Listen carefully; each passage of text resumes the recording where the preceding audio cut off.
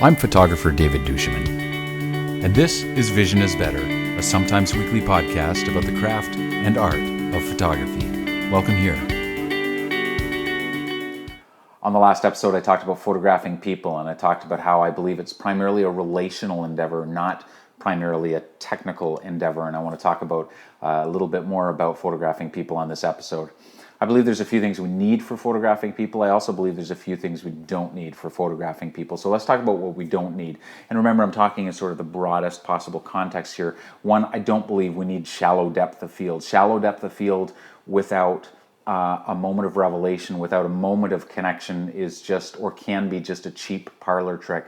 I think when you first start photographing people and you dial your 85 millimeter 1.2 to 1.2 because it's dreamy and that sort of thing. I think we're putting the cart before the horse. I think, yes, dreamy depth of field can be really beautiful in a portrait. It can narrow and isolate the frame so that you're just looking at the face and not the background, and that can be quite beautiful. But if you do that first without establishing a connection in your photograph and getting that moment that Steve McCurry talks about, the soul drifting up into view, I think if you place depth of field before that, you're missing out on what makes a portrait truly compelling. Combine the two and it can be quite nice, but I don't generally photograph at wide open apertures anymore, and I think my portrait work is getting better, not because I have a better lens, but because I'm waiting.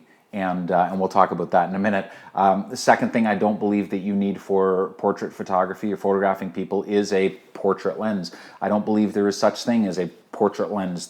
There are 35 millimeter lenses and there are 90 millimeter lenses, and there are all kinds of things in between and beyond. There are wider and longer lenses, but there is no portrait lens. And I think the misunderstanding about that comes from the fact that certain focal lengths certainly are more flattering for the face.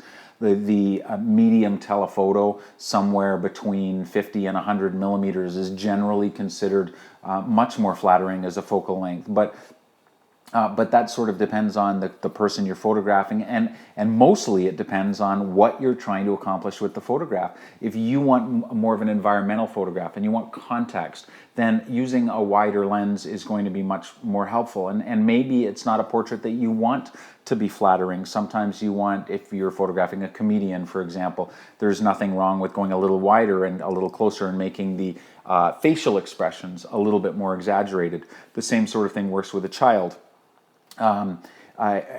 It depends how big and sort of broad and chunky the face is. You may want something that narrows it down.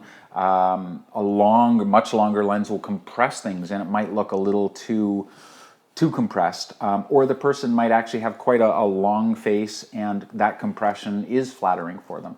So it really depends entirely on what you want to accomplish, and the only way you can know that is by making a lot of photographs and using a lot of different lenses to find out what tool, because that's all it is, what tool works best to create the aesthetic for the photograph that you are currently making. Abandon the idea of the portrait lens. The other thing that you don't need is a so-called, and I'll spare you the air quotes, the so-called portrait orientation. There's no such thing as a portrait orientation. There's a vertical frame and there's a horizontal frame, and you can make compelling, beautiful, strong portraits with both the vertical and the horizontal frame. What matters is the kind of story you are trying to tell. How much context you want in the background might indicate that a horizontal frame is better. But the background may be a much more vertical background, and going vertical and a little bit wider, pulling back a little, gives you that context but also maintains the verticality of the frame. There is no portrait orientation. Feel free to use whatever orientation you want, but make sure that it suits the story that you're trying to tell and the look of the photograph that you're trying to tell. And worst comes to worst, mix it up and try both and see which one suits you more appropriately. Now, those are three things you really don't need for a great photograph. Some of the things that you really do need, in fact, you definitely, the last episode we talked about you needing respect and curiosity. I would add to that, you really do need empathy. You need to be able to put yourself in their shoes and understand what it would be like to be photographed. Take some time to think about what they're seeing in your process, what they're hearing. If you are working with people whose first language is not English, and you're looking at the screen and you're kind of muttering to yourself, as I often do, and you're kind of, oh man, that was stupid. They hear mumble, mumble, mumble, stupid, mumble, mumble. The only word that they hear is stupid, and they may assume that you're talking about them.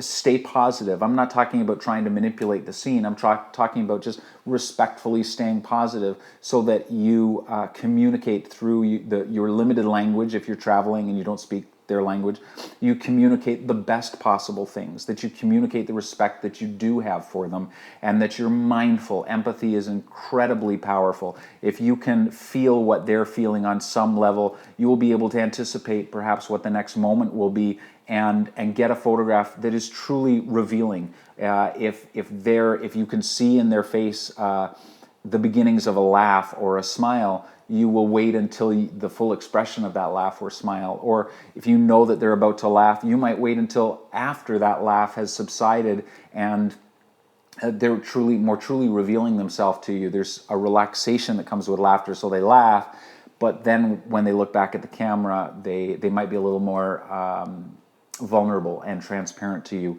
So empathy is really, really important. I also truly believe that patience is important. You've got to put the time in. You've got to wait for that smile. You've got to wait for that laughter. People are not naturally comfortable in front of a camera, so you need to wait and give them the chance to take a breath and to get some sort of really rough shots out of the way before, and show them the back of it, show them what's going on.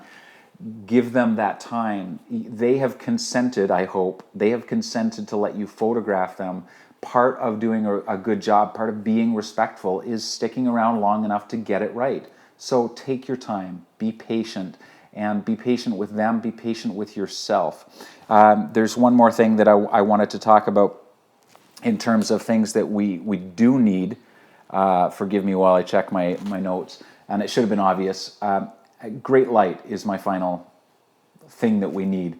And I'm not going to define what great light means for you. It could be very soft, diffused light. It could be very hard and contrasty light, depending on the look that you're going for and the kind of photograph that you want to make. But be intentional about your light. If it's not working for you, move into the shadows so that their entire face is covered by shadow instead of cut in half.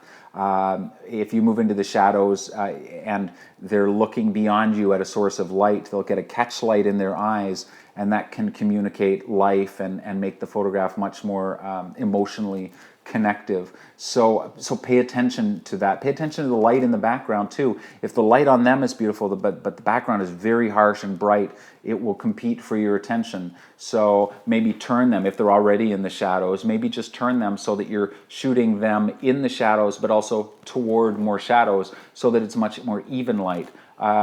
If you want dramatic light, go for it, but just be intentional. Understand, look where those shadows are. Are they where you want? You may need to move them slightly so that at least one eyeball is not in the shadow and it's catching some light, that the shadows are falling in the right place. Remember, this is not a question of course, it's a question of photographing people, but the minute you make the photograph, these are graphic elements. So compose your photograph carefully, take your time.